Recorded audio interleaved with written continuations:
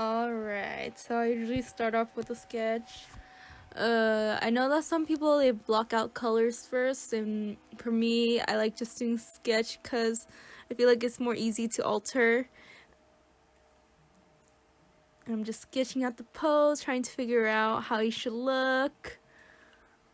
It's been a while since I feel like it's been a while since I drew a full body character, so I wanted to use this chance to kind of get back to it and brush up on those anatomy skills. And I know that usually when I draw guys, they look a bit feminine or more feminine than I intend it to be. This time, I wanted him to look more masculine. I was kind of looking, or I searched up women's 60s fashion to get an idea what kind of hairstyle she should have, what kind of dresses or shoes she should wear.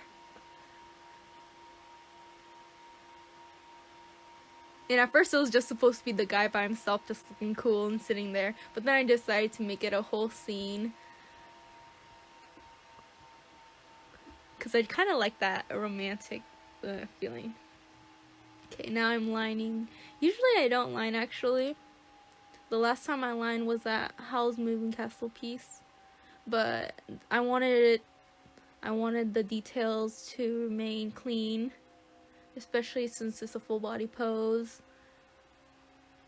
So there's those little details involved, like a bit of accessories, the outline of the bicycle, things like that. Okay, and this is a moment where I spent like at least 10 minutes struggling on the hands. I looked at a lot of references. I looked at my own hands.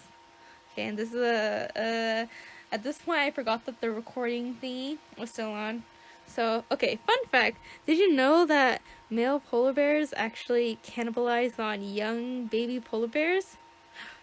I did not know that. Did you know that oranges... Okay.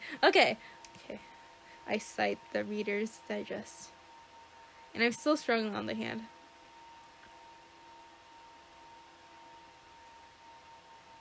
I think part of it was also the awkward positioning with the bicycle handle, because I looked at those reference pictures and the handles were a bit angled outwards. Well, not outwards, but like a bit in a 45-degree angle.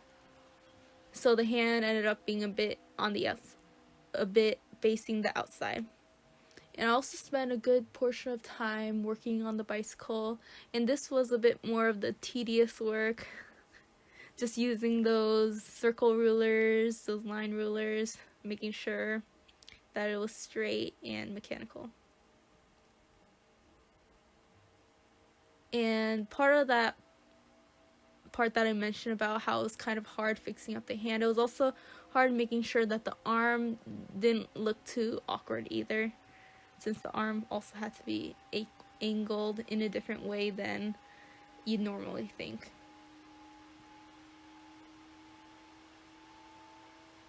Yeah, I am pretty sure that you hear my fan in the background, since my computer fan is just going crazy as I'm watching the replay of the screen recording. I added that bicycle rack in the back because I was kind of imagining that the girl would just kind of sit in the back. You know, I was thinking of those shoujo mangas, those scenes. Rebellious teens. I'm just cleaning up things up a bit. And now the girl. For the pose, I wanted to make a receiving pose with her shoulders up, her arms out. Make her seem a bit happy. Right now it doesn't really show it. Or maybe it doesn't show in the end either. But I'm trying. Okay, I'm trying. And then her leg is a bit up. I feel like her legs kind of look awkward. But that's okay. Yeah, and then I changed that skirt a bit to make it look a bit more youthful. But before it still looked fine. But especially with the line work, it looked really straight and stiff. So when I made the skirt flow outwards, it looked more lively.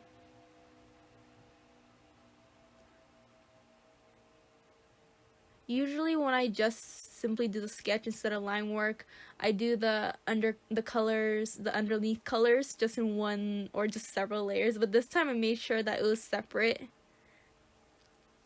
Normally I have like 5 to 7 layers, but this time I had about 15 layers. So it was kind of difficult to keep track of. At first when I was drawing this, there wasn't that huge shift in the shadows, or there wasn't there wasn't that big of a huge shift with the shadows. But then I changed it later, and you'll see that.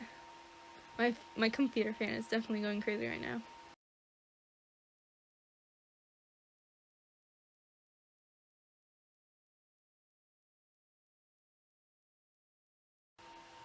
I think what's really helpful is when you have this base color down and adding highlights.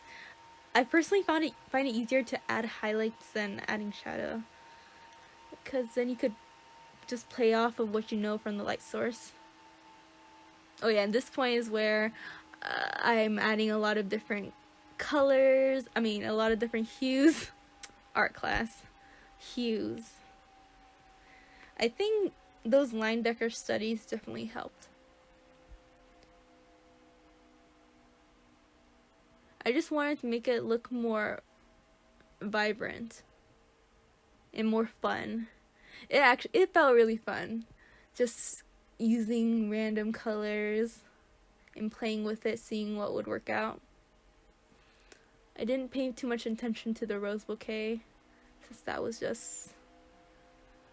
since like it just matters how it looks from afar for the most part.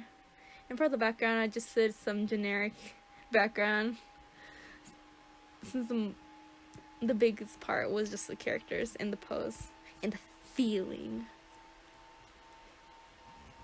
For these kind of drawings, I always struggle with what I should do with the background, since for the most part I just leave it blank.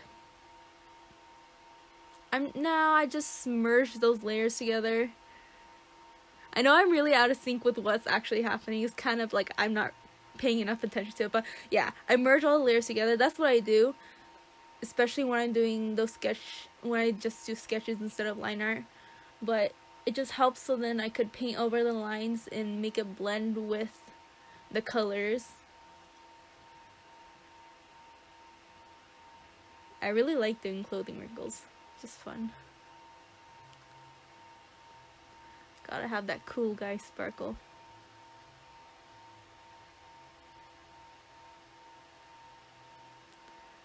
This background is a lot more suitable. And definitely flipping the canvas helps a lot, so then you see those anatomy mistakes or composition mistakes that you missed. I noticed that some parts of his face looked a bit wonky, like his eyes looked misaligned, and his mouth too. And now I changed it again to fix it again. And now I'm adding noise to it. I just exported the file. I exported the image, so then just in case I don't like the noise, I could have it the original file too. So I hope you enjoyed that Speedpaint. I hope you enjoyed me talking over it.